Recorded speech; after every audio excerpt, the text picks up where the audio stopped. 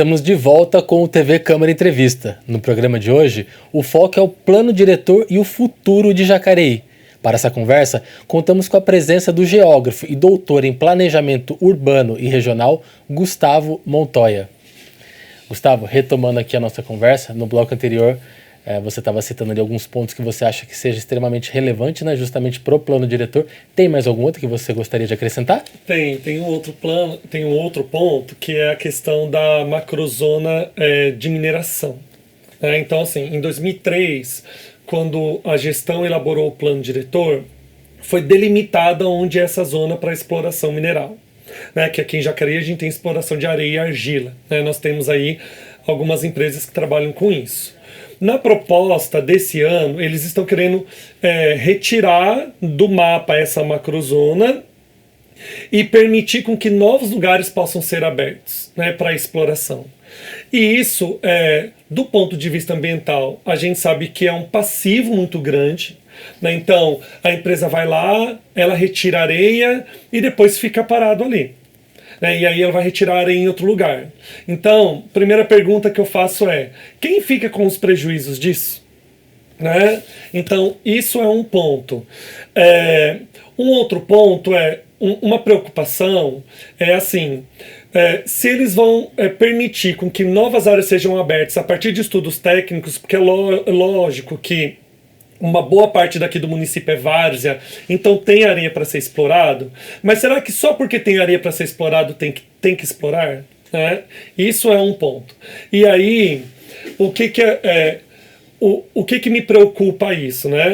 É a questão desse passivo ambiental que fica e o que é feito depois com ele.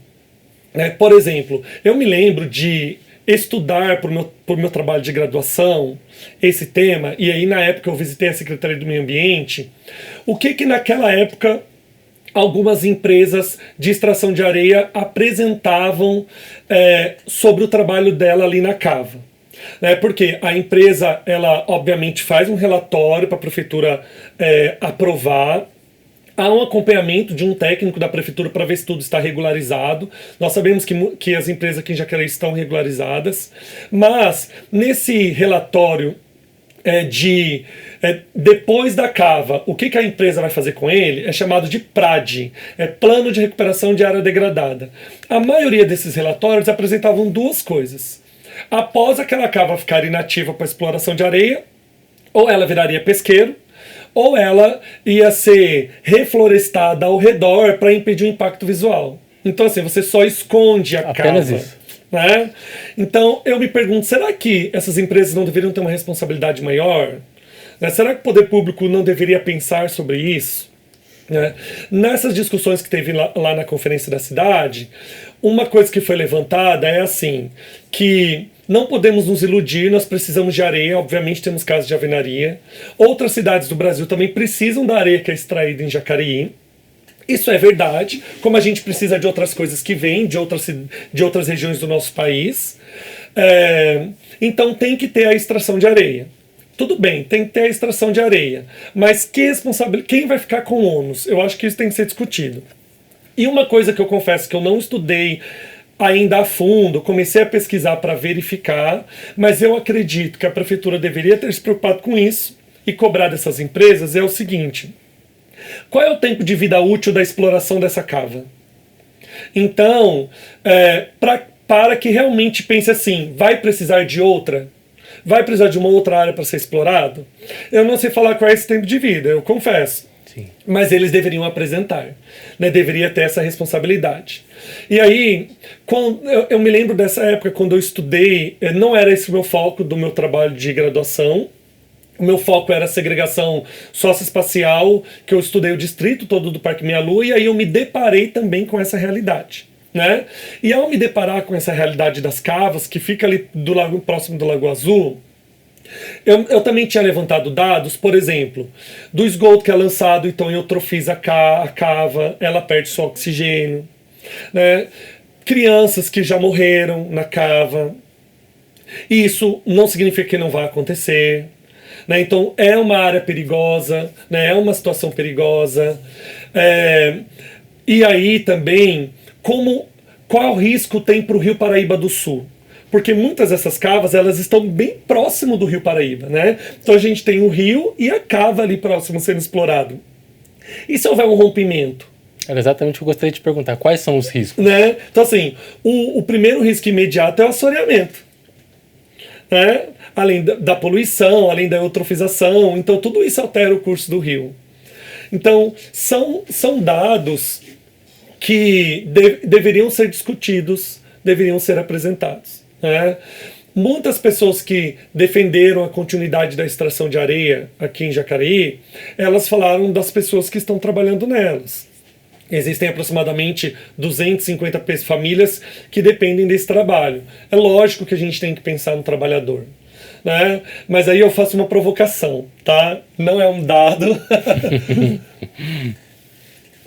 mas é uma provocação. Usar o trabalhador como... você usa o trabalhador assim como uma chantagem. Sim. Entendeu? Sim. Não é essa palavra exatamente que eu queria usar, mas você usa ele como assim, ó, por isso que nós precisamos aprovar, né? Não, pelo amor de Deus, né? Claro que tem que pensar no trabalhador. Acredito que há pessoas da empresa que pensam no trabalhador dela. Mas então a gente tem que discutir tudo. Né? Vamos discutir a manutenção do trabalho, vamos discutir como vai ser recuperado, quem vai ficar com o ônus disso, vamos apresentar um relatório do que isso vai ser no futuro, né? Se essa cava, qual é o tempo de vida dela, então precisa discutir tudo, né? E talvez isso possa ser discutido na Câmara. Sim. Né? Aí só mais para fechar claro, essa questão, alguns representantes que lá na conferência da cidade, eles defenderam a manutenção da atual macrozona como já estava no plano diretor desde 2003. Porque aí isso significa que não vai explorar mais outras áreas. Né? Só que esse foi voto vencido. Então, eu só acho que tem que se preocupar para não sair também em qualquer lugar na cidade extraindo. Entendi. Então isso é uma preocupação. Com certeza. Você falou dos vereadores. Qual que é o papel do legislativo?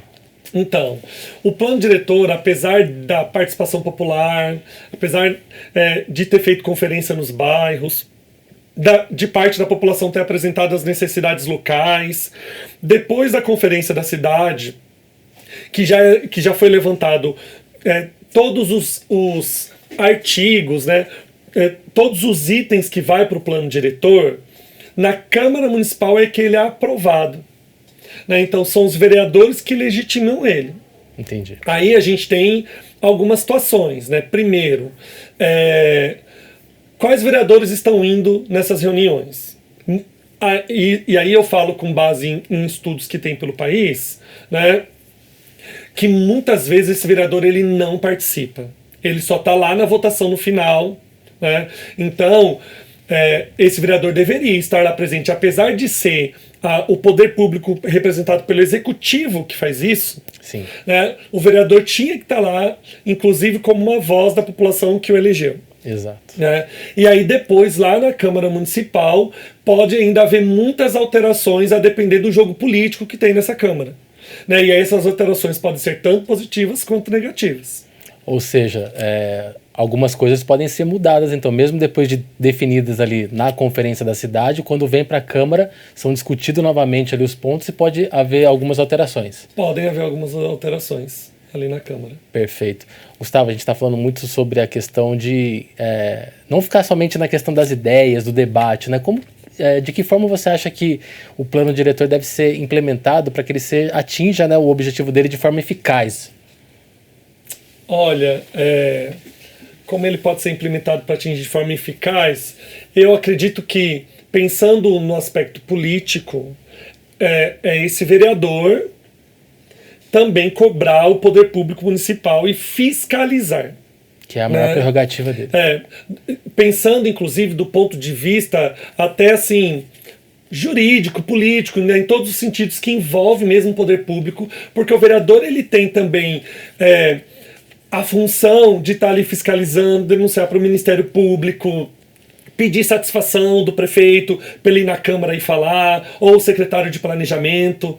Né? Então, assim, pensando nessa institucionalidade. Né? Mas é claro também que o ideal seria a população também estar cobrando, né? Então, se existir sociedade de amigos do bairro, ou alguma organização coletiva da sociedade civil, ela está ali brigando para que esse plano seja cumprido, né? Só que isso, infelizmente, é algo ainda que o nosso país precisa avançar, né? Por vários motivos, né? Inclusive a nossa própria vida, né? Porque o cara que chega 18 horas do trabalho, do trabalho dele para a casa dele, ele está tão cansado que ele tem dificuldade de estar ali para fazer alguma cobrança. Sim. Né? E dá para entender essa pessoa.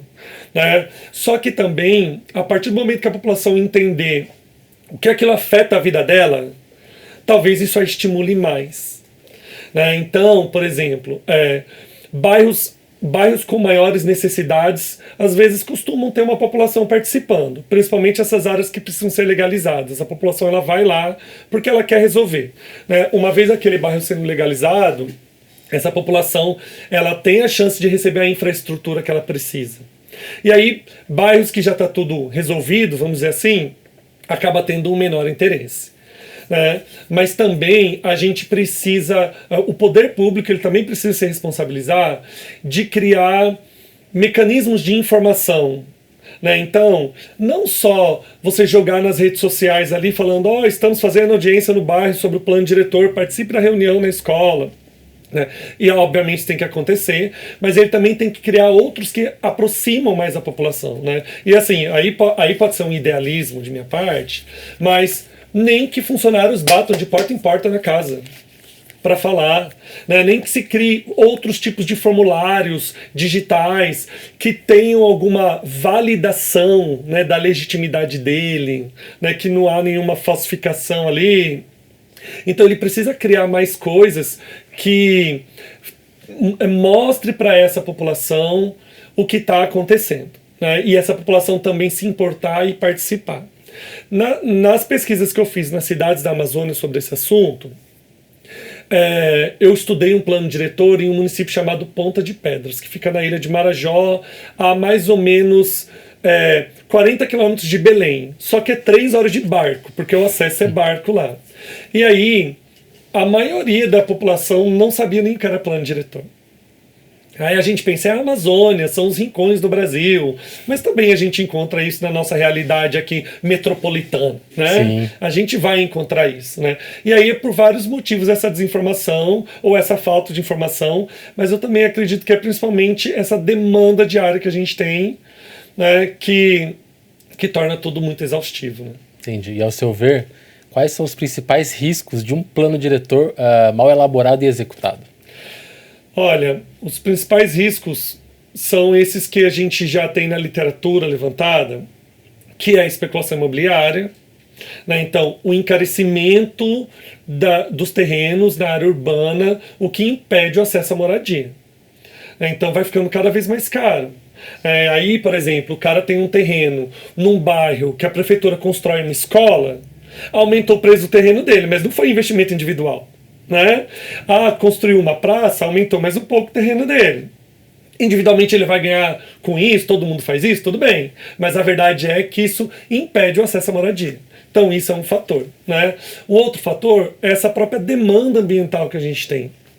Né? Então, a preservação de mata ciliar, né? As áreas de proteção ambiental na cidade, ou esses fatores das mudanças climáticas. Se eu não me engano, foi esse ano que foi aprovado na Câmara Federal que todo município vai ter a responsabilidade de criar um plano para mudanças climáticas. E aí, além desse plano, ele pode estar inserido no plano diretor. Então a gente precisa pensar, por exemplo, em enchente. Em Jacareí a gente precisa pensar em enchente. Já diminuiu bastante, né, do que eu conheço a cidade de anos atrás, mas a gente não sabe se com essas mudanças climáticas o tanto que vai chover uma hora. E aí, como é que fica? Né? Então, se o plano diretor não pensar nisso, embora há boas propostas sobre isso, que eles chamam de infraestrutura verde, isso pode ser um fator, se ele não for bem aplicado, que vai atrapalhar a vida de todo mundo, né? Então, todos aqueles desastres que a gente vê com a chuva, ainda mais Jacareí, que é uma bacia, né? Eu costumo falar para meus alunos, a gente vê o Parque Santo Antônio alto do lado, o Vila Branca, que não é tão alto, e Sim. tudo converge para o centro. Exato. Então, a chuva vem tudo para cá, né? Então, isso precisa ser pensado, nessa questão das mudanças climáticas. E aí eu faço um questionamento, que é o seguinte: a enchente, ela não vai ser só combatida com grandes obras de engenharia, com galerias enormes, né? Ela vai ser combatida com aumento de áreas permeáveis. Então, por exemplo, lá na Getúlio Vargas, eles confinaram o córrego lá, né? Ele foi Sim. confinado, e eu suponho que vai sair uma rua ali em cima, né? Uma avenida ali em cima. Eu me pergunto, será que ele precisava ser confinado? Né? Porque se com essas mudanças climáticas vir uma média de chuva que a gente não espera, aquilo pode estourar. Isso não é uma coisa incomum nas cidades brasileiras. Né? A gente vê Belo Horizonte, que é um exemplo triste disso. Né? Que o rio pediu seu lugar de volta. Né? Sim. Vimos agora no Rio Grande do Sul. No Rio Grande do Sul, né? Com certeza. Então, tem que ser pensado nisso, né, em ser aliado essas obras de engenharia que são importantes, mas há novas propostas que já existem para aumentar as áreas permeáveis da cidade. E isso pode estar no plano diretor. Perfeito.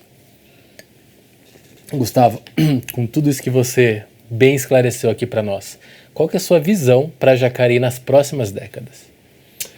Olha, é difícil falar um pouco sobre isso. A minha visão para Jacareí nas próximas décadas. Olha, Jacareí, né, a gente está no eixo de São Paulo, né, que é a área, acho que mais populosa do nosso país, principal eixo econômico do nosso país. E Jacareí está se tornando uma cidade que está atraindo migrantes. Né? Eu conheço pessoas que preferem morar em Jacareí e trabalhar em São Paulo do que morar em São Paulo e trabalhar lá, né? Devido a essa dificuldade do congestionamento, por exemplo. Então isso é um fator que tem que ser pensado na cidade na próxima década, pelo menos. Sim. Né? Esse crescimento que ainda que não tenha sido significativo comparando com outros lugares, ele ainda não é, mas pode se tornar. Né? Então é só a gente pensar naquele empreendimento imobiliário que está depois da Dutra ali no Pagador Andrade. Sim. Né? Eu não sei, né? Mas qual é o tipo de população que de repente pode vir a morar lá? Né? Que quer esse circuito. Então isso é algo que tem atraído, então tem que pensar para a cidade isso. Uma outra coisa que tem que pensar para a cidade é o estímulo à economia local. A gente sabe que muitos comércios fecharam na cidade. Então, uma coisa boa que está no plano diretor é pensar a economia criativa. Então, isso é uma coisa importante para estimular o comércio da nossa cidade. Né, que é você incentivar práticas comerciais que caracterizam um pouco essa cidade. Né? Então, Santos, que é considerada a cidade do cinema, como cidade criativa, e tem cidade que é do vestuário, tem cidade que é da alimentação. Então, pode-se pensar nisso na cidade. Eu acredito que nesses últimos anos o poder público pensou um pouco sobre isso, embora possa não ter efetivado, mas pensou que essa questão do evento pro pastel, o evento do bolinho caipira, sim, né? sim. Então isso é algo a ser pensado também no futuro. E um outro fator é o envelhecimento populacional, né? Porque assim, Jacareí, como a média do Brasil, está envelhecendo. A pirâmide está invertendo. Hein? A pirâmide está invertendo. Então, que cidade nós vamos ter para essa população? Em termos de segurança, mas também em termos de acessibilidade. Calçada, semáforo para o cara atravessar a rua, né? Áreas de lazer, né? Lugares com atividades para os idosos. Então, isso todo mundo vai enfrentar. Somos nós daqui a pouco. Sim. Eu tenho 41 anos, então não falta muito. E então isso tem que ser discutido. Essa infraestrutura com certeza vai ser um grande diferencial. Vai ser um grande diferencial para essa população, com certeza. Perfeito. Gustavo, muitíssimo obrigado pela sua presença, pela sua participação e pelos esclarecimentos valiosos que você trouxe para nós aqui hoje. Eu que agradeço a oportunidade e estamos aí. Muito obrigado novamente. Chegamos ao fim de mais uma edição do TV Câmara Entrevista. Lembre-se que você pode rever este programa e outros conteúdos acessando o canal da TV Câmara no YouTube e em nossas redes sociais.